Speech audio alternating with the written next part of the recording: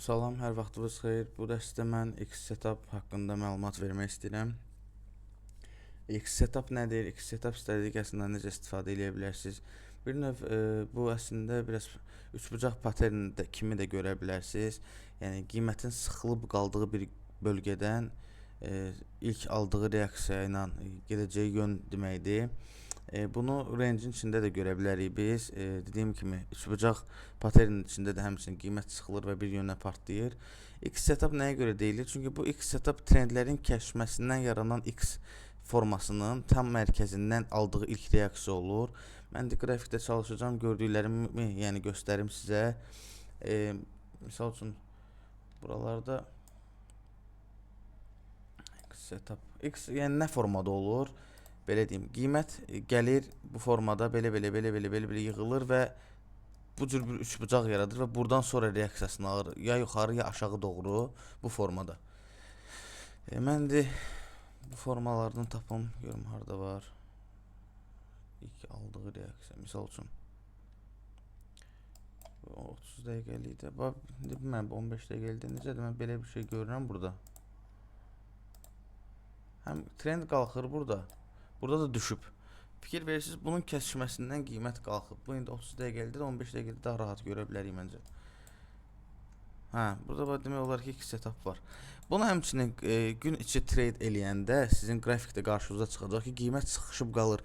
Qiymət burada qalıb birikmə var burada və partlayacaq. Onu gözünüzlə görürsünüz. Hətta bunu buradan da çəkmək olar bu formada.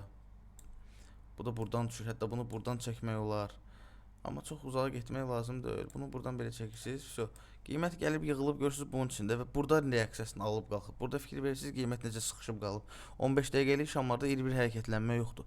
Yığılıb qalır və ilk reaksiyasını alıb uçurub gedir. Belə momentlərdə ümumiyyətlə gecikməkdən qorxmayın ki, mən əməliyyata gec girdim, bu uçdu getdi, mən qaldım. Həmişə deyirəm, trend qırılımları olsun, ümumiyyətlə range qırılımları olsun. Hər yerdə qiymət həmişə həmin yeri ziyarət edir. X-Setup'a baxın, burada qırılıb, yenə də gəlib eyni zonaya. Eyni zonaya gəlib ziyarət edib, ondan da yuxarı qalxıb gedib. Yəni bu qalxa-qalxa qorxmayın ki, mən qaçırtdım, bu birdən mən dalqalaram, FOMO-ya qapılıb, yəni buralardan açmayın.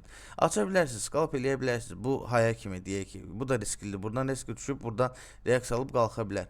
Və yaxud da ki, siz baxırsınız bu hayı düşünürsünüz, bu zonanı. Bu gəlir, buradan reaksiyasını alır, sonra gedir bu zonaya deyək ki. Və gedə də bilmir, gücü də çatmır. Yəni qalxanda ilk anda qorxmayın ki, mən gecikdim. Həmişə retest gözləyin. Retest yəni yenidən ziyarət deməkdir. Gəlir, test edir həmin bölgəni. Başqa görək, burada da biraz sayıla bilər. Burada da üçbucaq var. Fikir verirsiniz, bu trend gəlir üzü aşağı bu formada. Hətta bunu belə də saya bilərik. Bu formada. Bu da buradan belədir.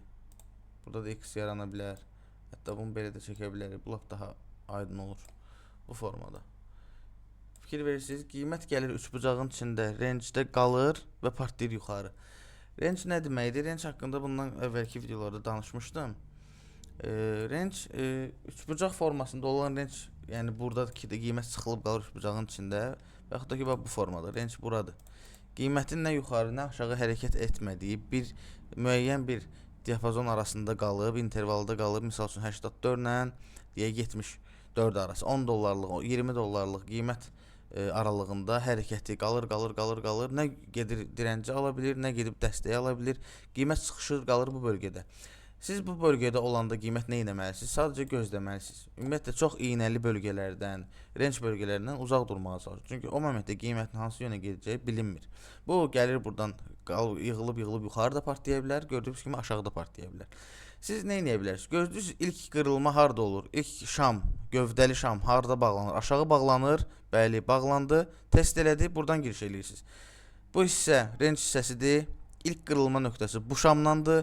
Yenidən qırıldığı nöqtə test eləyir və dərsi öz işindən gedir aşağı. Bax, bu olur, sizin girişiniz olur bu formada. Gördünüz? Bu elə 3 erərdir. Bunu 2 də eləyə bilərsiniz, 6 da eləyə bilərsiniz. Yəni ki, dediyim kimi, bayaq çəkdiyim misalda kimi, həmişə qırılan yer yenidən test edilir. Qorxmayın, bu düşdü, mən qaldım, gecikdim, avtobus azad söhbəti yoxdur. Gözləyin, test eləsin, rahat-rahat girin, stopunuzu qoyun özü üçün. əməliyyatımızdan həzz alın.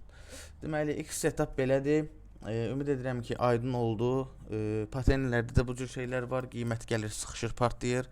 X setup'ı görmək üçün əgər qrafikdə görə bilmirsinizsə, trend xəttləri atın. Üz aşağı gedirsə, bir dənə üz aşağı xətt atın. Aşağıdan yuxarı gəlirsə, bunu da atın. Görəcəksiniz ki, qiymət sıxışıb qalıb. Burada bir X yaranır. Sonra gözləyin bu X dolsun. Məsələn, burada olanda gördünüz ki, üz aşağı gəlir. Bir dənə də buradan atmısınız da. Buralarda o şey siz gözləyin ki, qiymət hara kimi sıxılıb qalacaq. Həmişə fikir verin, görəcəksiniz ki, həmişə X-in tən ortasından qiymət partlayır. Görün, başqa bir X setup varsa onu da nümunə kimi göstərim. Burada da var da X setup. Görürəm mən. Bu üz aşağı gəlir. Bu da belə. Fikir verirsiniz. Yenə qiymət gəlib sıxışıb buradan reaksiya alıb qalxıb. 30 dəqiqəlikdə görək. Tam olaraq belədir. Yəni bunu lap iynədən qoymayıb belə qoysaq belə, yenə də yəni bu üçbucaq burada yaranır. Belə X setup budur.